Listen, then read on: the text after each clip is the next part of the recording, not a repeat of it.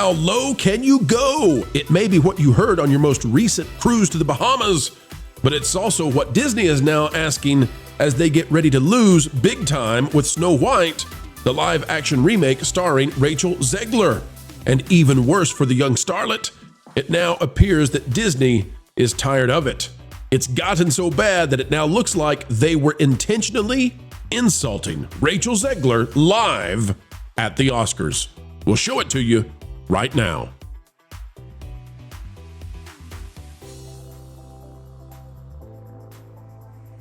And welcome back, ladies and gentlemen. Heed the call, one and all, to understanding what's going on in entertainment. It matters. We love it. A zeal that even the Hollyweirds can feel right here on the channel. And folks, yes, we're getting ready to keep you ahead of the culture curve. As we get ready to dive into today's content, consider clicking the like button and we'll show you why there may be signs now of a fracturing relationship, not only between Gal Gadot and Rachel Zegler, but even the House of Mouse itself. Box office projections plunging, and that might be why Disney is lunging for the exit strategy they need, separating from Zegler indeed. All right, folks, take a look at this. It's from Defiant Els. It says, I'm just going to leave this here, ...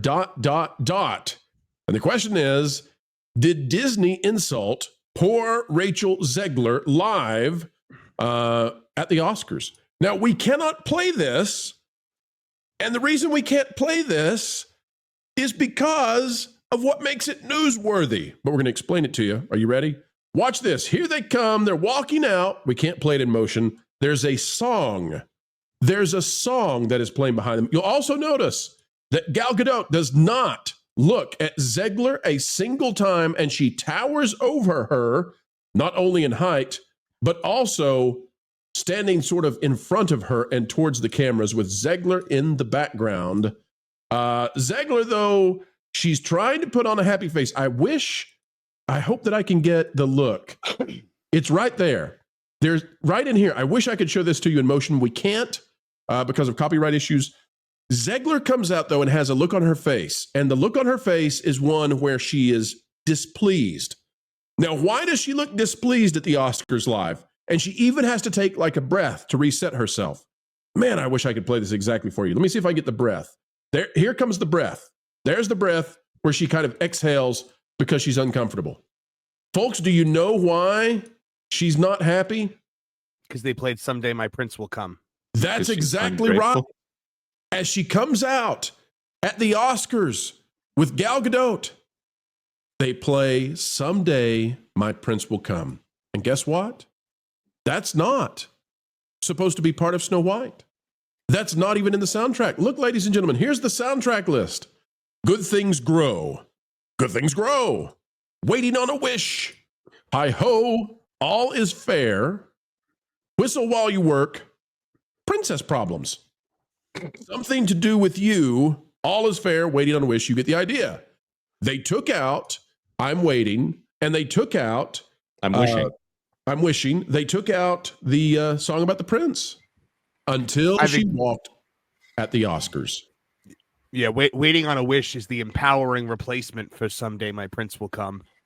That's right. And Wishing. So let's go back now to what Zegler said once upon a time. We're going to play it again, folks. What Zegler said, and just notice that what was the Oscars on? Disney's ABC and Hulu. Well, sort of on Hulu, right? Until they screwed it up. But Zegler walks out to them literally playing the song that repudiates her and what she said so long ago, which has destroyed the movie's box office projections. We'll get to that in just a minute. Here's the original clip. I mean, you know, the original cartoon came out in 1937, and very evidently so. There's a big focus on her love story with a guy who literally stalks her. Yeah. Weird. Super weird. So we didn't do that this time. So no Prince, or a different kind of Prince? We have a different approach to what I'm sure a lot of people will assume is a love story, just because like we cast a guy in the movie, right. Andrew Burnap, great dude. Yeah. It's she's so awkward. Everyone's gonna have their assumptions about what's actually going she to be, thinks but, she's funny. It's really not. That's the problem. Love story at all, which is. Let's hear her say it again. You ready? Here it is. one of those things that I think everyone's going to have their assumptions about what it's actually going to be, but it's really not about the love story at all, which is really, really wonderful. And whether or not she finds love along the way is anybody's guess until 2024. Wonder why they had to delay it. Wonder why. By the way, you want to know why they might be playing the song that repudiates everything she just said? Mm-hmm. Because the box office projections are plunging even lower. Even lower. All right, Marvin, walk us through. You wrote this article. Walk us through how bad is it now for Snow White? And do you think, panel, as Marvin explains this, panel be thinking about, do you think, because I can't see any other way that this could be, do you think it was intentional? Did they intentionally play Someday My Prince Will Come as an effort to sort of undermine Zegler? Yeah. So originally we were getting forecasts of $63 to $70 million for the debut of this film. That has been amended. A leading Hollywood research film has stated that it is now tracking for, but they're saying $53 million opening weekend. However, the estimates go as low as $48 million.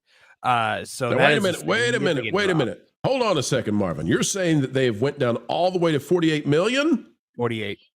Jonas, this has been years ago. What was the movie that when it started to come out, I said, I don't see how it's even possible? Was that The Marvels?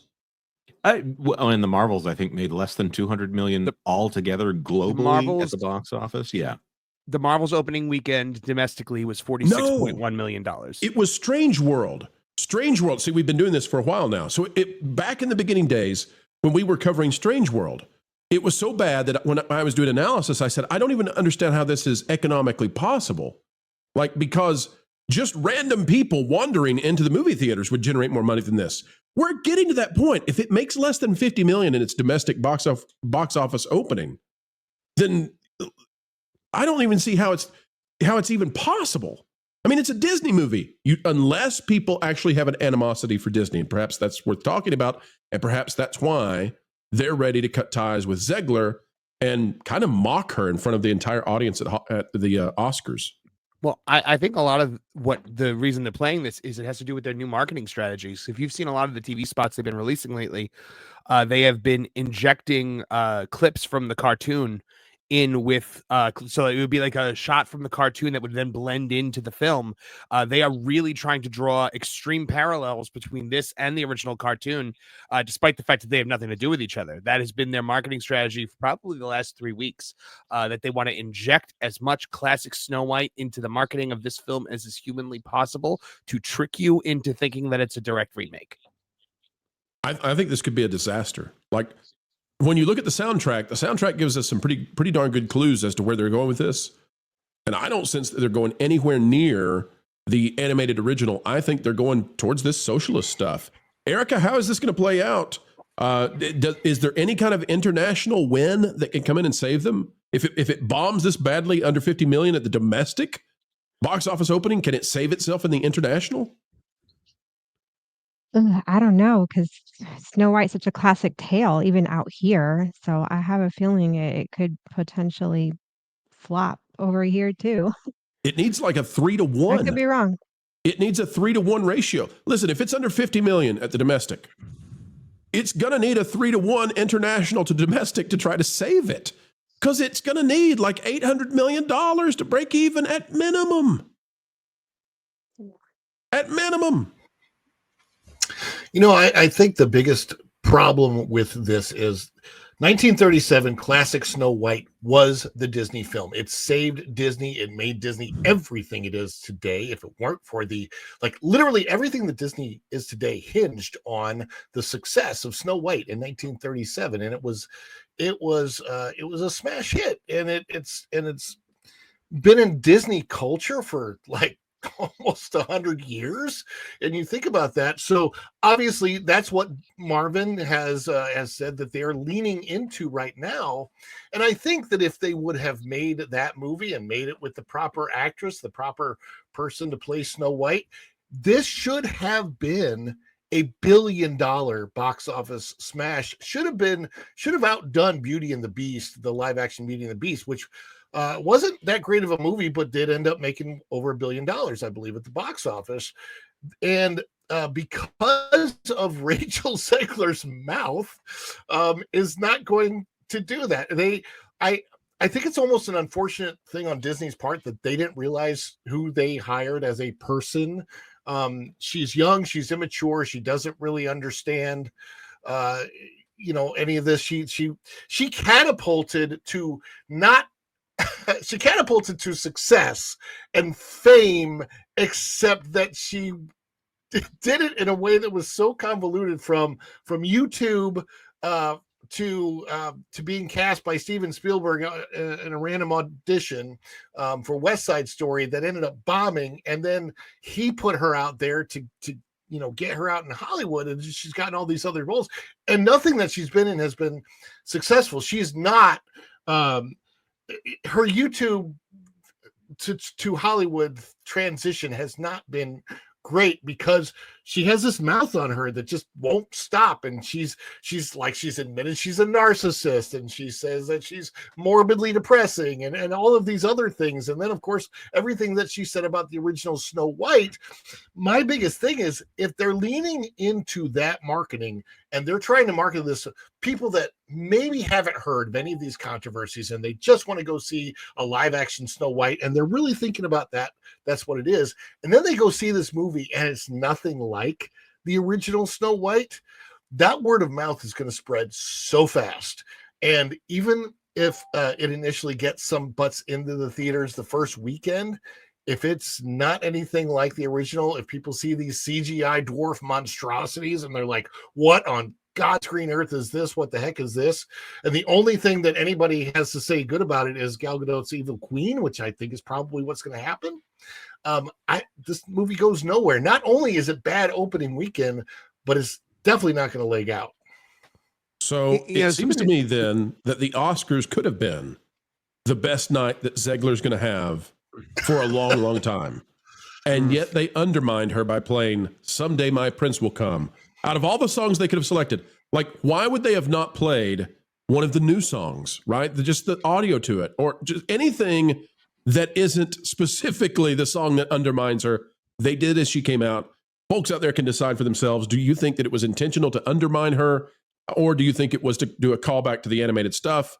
I'll let you all decide, but she's going to need a wishing well. It was supposed to go very well for her at the Oscars ahead of a very hard forthcoming 2 months. Didn't go that way. Did not. Can I just say real quick? One. Gal Gadot look spectacular. I just have to say that. Like, when you look at even this picture, this is a bad angle, and she still looks spectacular in that red dress, and she towered over Rachel. Oh my gosh, that was crazy. One thing I wanted to point out with this clip also is, if you look at the body language when they're up at the podium, Gal Gadot is literally leaning away from Rachel Zegler, which I think is hysterical. Like, if you look at them, like, from that wide shot there, her body is literally angled and tilted away from her. Like, she is repelled by this woman. Well, welcome to the club.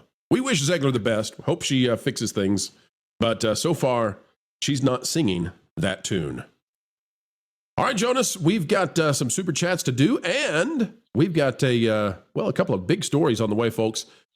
They're completely turning up the animation side of Disney, and it's related to the Summer of Love. Get ready. We can't wait to break it to you and show it to you, as well as, folks, don't go anywhere, because we're finding out that the new media defeating the legacy media has fried the brains of the wokeified, and the politicians who represent them will have it here soon. And put another one in the can, folks. A video of excellence has been birthed into existence, and you were there to witness it. Thank you for participating. We hope you had a good time. Folks, it's a great time anytime we get to share time with you, and we mean it. The only thing additional we ask, on the way out the door, consider clicking the like button. Share, subscribe, click it and stick it to those pesky algorithms. It is the notification bell. Drop a comment down below. And oh, by the way, if you would be so kind, perhaps share this out on your favorite social media platforms.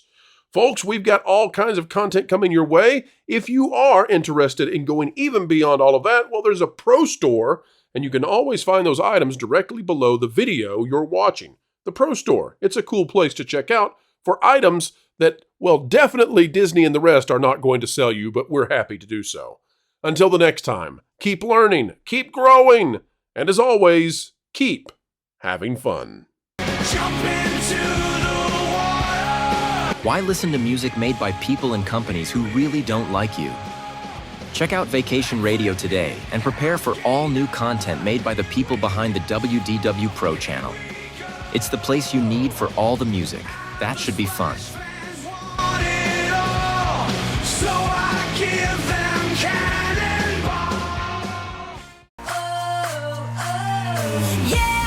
Hundreds of songs, every genre you can imagine.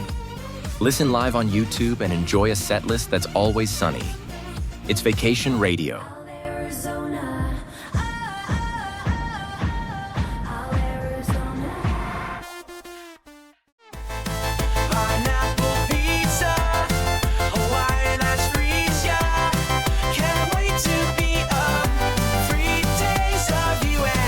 What are you waiting for? Every WDW Pro video has a link to Vacation Radio in the video description. Try it out and subscribe today.